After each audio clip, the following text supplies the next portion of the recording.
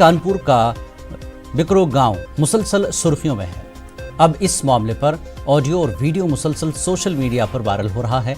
अब एक और ऑडियो गुज़श्ता रात सामने आया। इस ऑडियो में चौबेपुर एसओ विनय तिवारी और शहीद सीओ की बात है।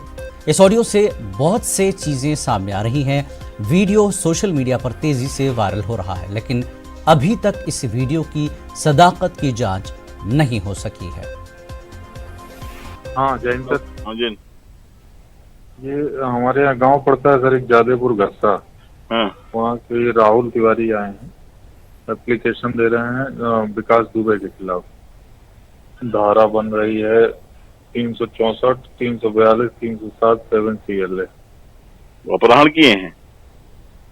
फॉर्चूनर गाड़ी में डाल लिया तथा ले जाकर कमरे में बंद कर लिया। मौका पाकर वहां से किसी तरह भाग निकला। जैसे ही प्रार्थी विक्रू मोड़ पर पहुंचा तो विकास दुबे ने घेर कर ताबड़तोड़ गोलियां चलाई।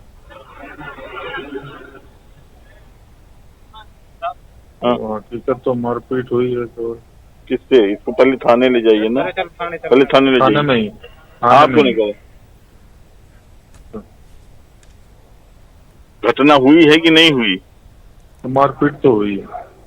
लिख दीजिए, SPRA को बता देना। ठीक।